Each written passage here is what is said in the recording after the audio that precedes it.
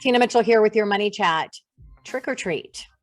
That is the real question in the bond market and mortgage interest rates. One day we receive a trick and the very next day we receive a treat.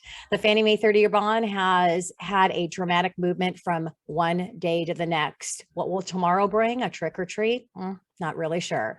Gone are the days of meager price movements. With so many cross currents, knowing where to the next tradable event will be taking is quite a wild card. More importantly, it is a game of cat and mouse with a magnitude implications for whoever falls on the wrong side of the trade. Once the trade gets going, everyone piles on to avoid getting left in the dust. Speaking of mice, do you recall the game Mousetrap? Well, I don't know if you've played it actually the game correctly, but as the attention always turns to the plastic guy getting trapped in the cage, I'll leave that analogy there with you for just a second. We may not know all of the rules of the game. We just don't want to get caught in the trap.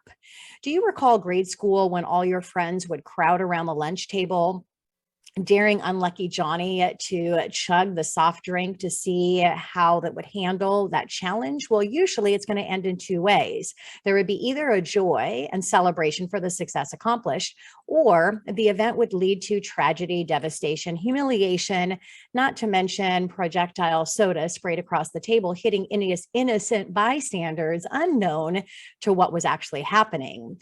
Peer pressure is this week's lesson. The Reserve Bank of Australia surprised the markets with a lower than expected rate hike. Expected was 50 basis points hike, but they only raised 25 basis points. That two major banks now turning dovish in the wake of a very stark contrast domestically. Essentially, what the global markets are saying is, let go of my ego. Okay, breakfast term. I must have been hungry when I put together my money chat. Better stated, they are sending a message from the US to stop hiking. The implementations that we're creating abroad are clear, and our peers are pursuing us to stop. To carry the analogy further, the global market to see the US recession has shaked up a can of Coke and watching for it to explode. The spray would carry across the global financial markets, causing not just US recession, but a worldwide one. Thusly, Johnny is becoming very unpopular. All right, on the non-farm payroll update, non-farm payrolls is a measure of the numbers of workers in the U.S., excluding farm workers and workers in a handful of other job classifications.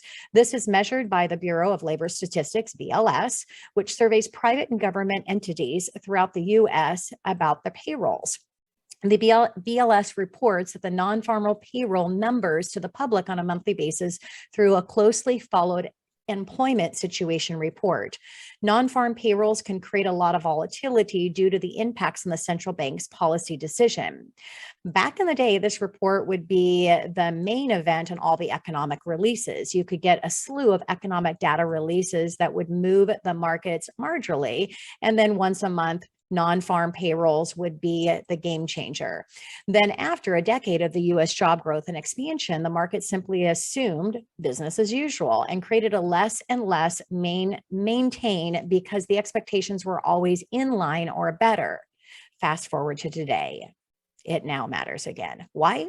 Because everyone is waiting to see what the non-farm payroll report will show in cracks in the job and employment landscape, giving the Fed reason to consider when enough is enough. With that, a positive number would mean that the Fed has full license to continue tightening. The market responses would likely continue to sell off higher rates.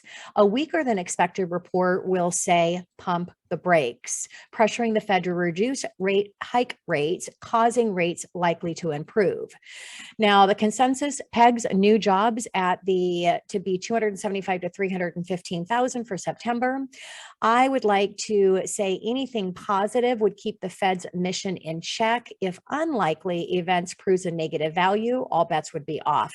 We also need to pay attention to the unemployment number, wage growth, participation rate, how many are actively working or looking for jobs, and the prior month's revisions.